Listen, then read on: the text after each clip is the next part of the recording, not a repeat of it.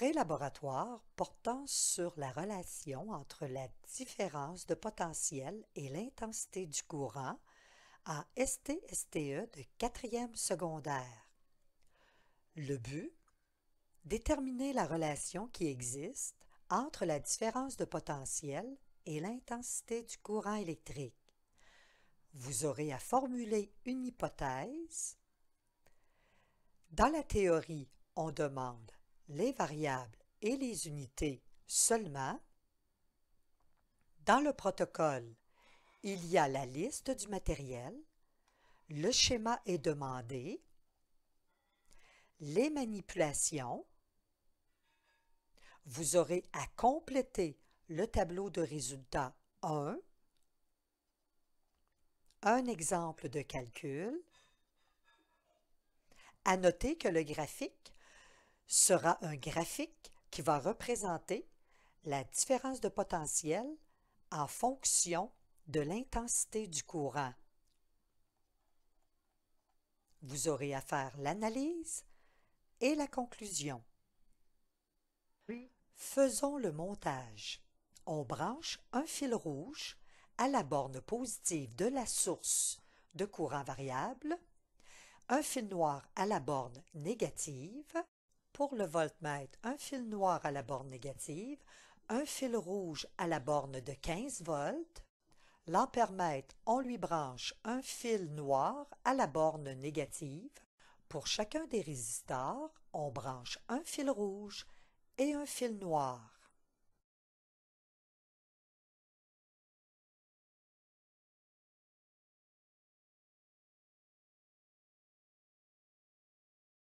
Par la suite, nous allons brancher les deux fils rouges ensemble et les deux fils noirs ensemble.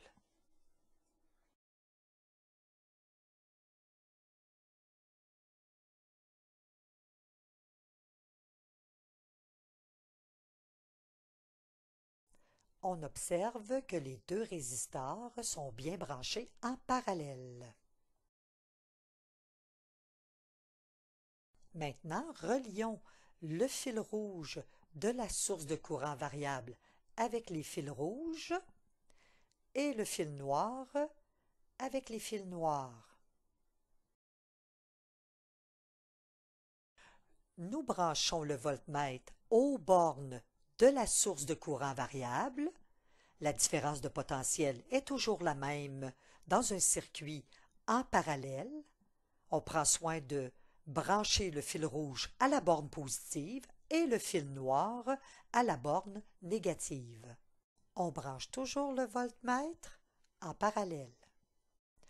Branchons maintenant l'ampèremètre à la sortie de la source. Celui-ci doit être branché en série. On débranche le fil rouge de la source pour le brancher avec la borne positive de l'ampèremètre. Et par la suite, on referme le circuit avec le fil noir. On ouvre la source de courant variable et on fait varier la différence de potentiel. On commence par une différence de potentiel de 1,65 volts. L'intensité du courant électrique, elle est de 0,15 ampères. On a changé l'échelle pour l'échelle de 500 milliampères, donc on fait une lecture de 150 milliampères qu'on transforme en ampères. On replace le fil rouge de l'ampèremètre à l'échelle de 5 ampères. On fait varier de nouveau la différence de potentiel. Elle correspond à 3 volts.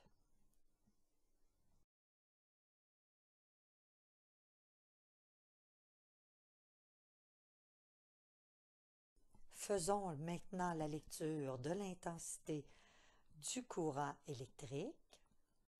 On va utiliser la borne de 500 milliampères afin d'être plus précis.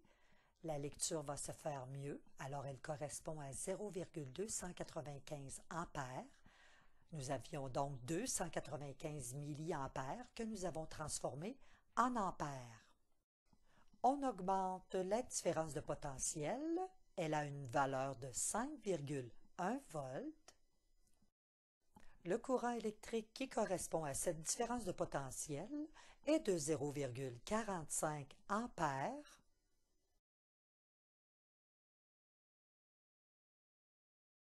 Procédons maintenant à une dernière lecture.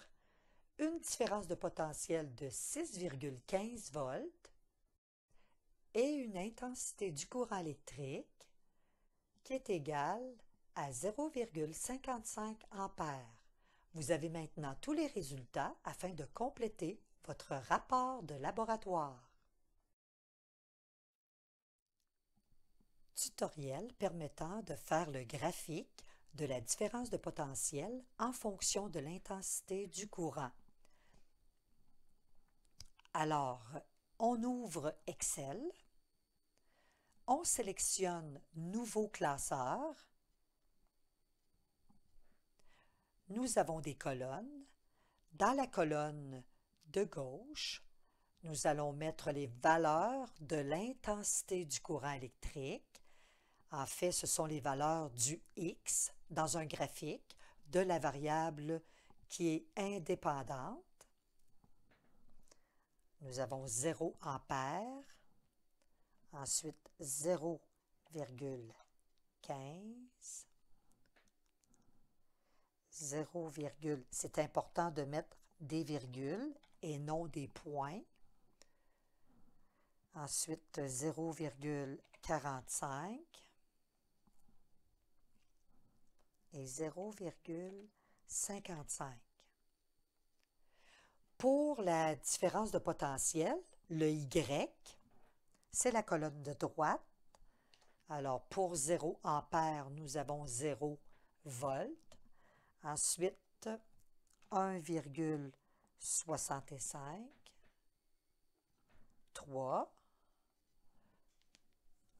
Ensuite, 5,1. Et la dernière valeur, 6,15. Alors, ce n'est pas pour faire un tableau de résultats. En fait, les valeurs qu'on vient d'inscrire, c'est pour faire le graphique. Nous allons donc les sélectionner. Alors ici, avec la souris, on clique gauche sur 0, on maintient la souris, on sélectionne. Ensuite, on veut faire une insertion dans un graphique. Alors, on va aller sélectionner Insertion et nous avons ici les graphiques. On va choisir le nuage de points et voilà, Excel a placé les points dans le graphique. Maintenant, on va déplacer le graphique. On descend la souris ici sur le graphique avec bouton droit. On va aller déplacer le graphique sur une nouvelle feuille. On clique OK et notre graphique se retrouve sur une feuille. Il est plus grand. Ensuite, on voit le titre du graphique. On peut aller l'écrire dans le rectangle ici ou ici dans la bande. Alors, c'est différence de potentiel en fonction de l'intensité du courant. Donc, différence de potentiel en fonction de l'intensité du courant. On fait Entrée, Enter, et le titre se place dans le haut, ici. Maintenant, avec Excel, nous avons plusieurs possibilités, plusieurs outils. Nous avons le plus ici qui nous permet, on va le faire tout de suite, qui nous permet de mettre des crochets aux endroits désirés, comme par exemple, je veux mettre le titre des axes. Je vais mettre un crochet et on peut voir les petites cases apparaître. Donc, celle de l'axe des Y, c'est la différence de potentiel. J'aurais pu l'écrire dans le rectangle ou bien dans la bande ici. Alors, pour les axes, on peut les identifier avec la variable. nous avons la différence de potentiel. Entre parenthèses, on met l'unité. Une fois que cela est fait, Enter, on peut voir que le titre de l'axe, il s'est positionné. On va cliquer ici sur titre de l'axe des X.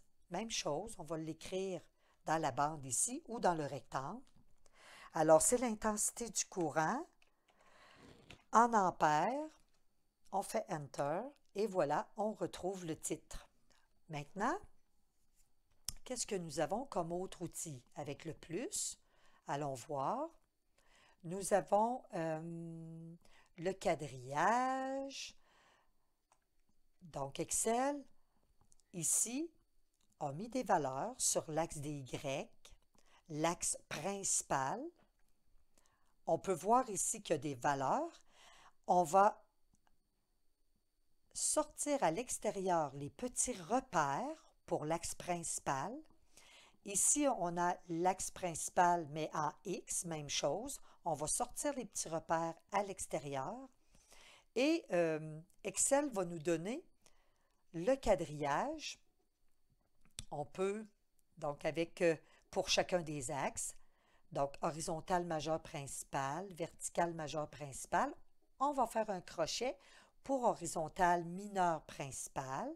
Donc ça veut dire qu'il a séparé les intervalles entre 0 et 1, 1, 2, 3, 4, 5, il les a séparés en 5. On va faire un crochet aussi pour l'axe vertical mineur principal.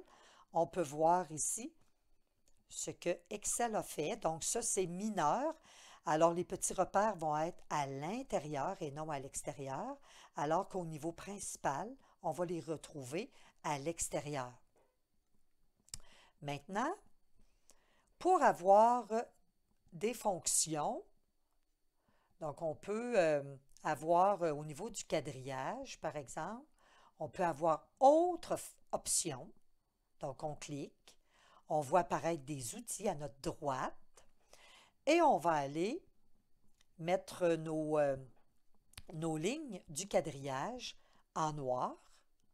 Donc on peut voir ici, ça c'est pour l'axe principal.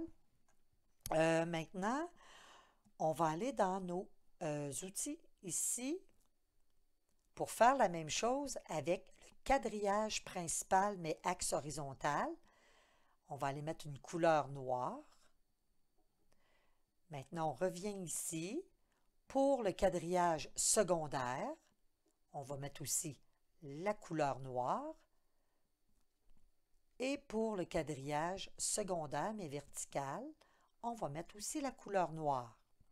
Et voilà, notre quadrillé, il est fait.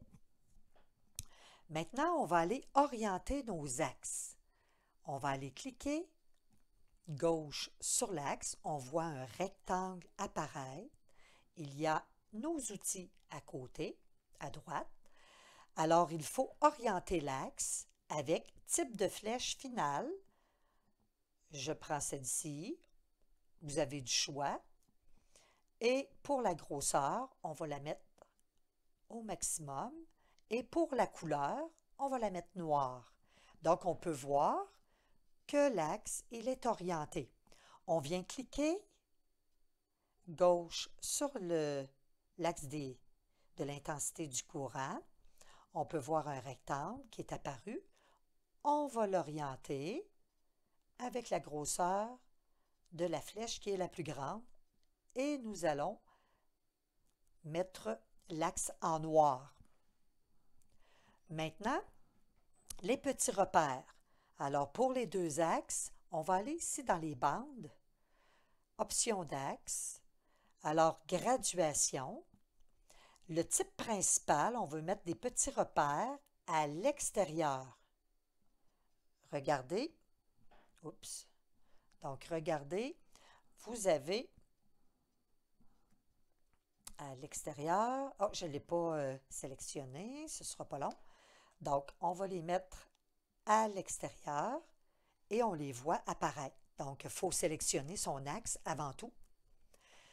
Pour le secondaire, on les met à l'intérieur.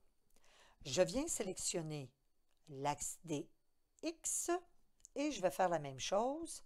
Alors, les petits repères à l'extérieur, donc on voit les petites lignes vis-à-vis là où on retrouve des valeurs. Et pour le secondaire, c'est à l'intérieur.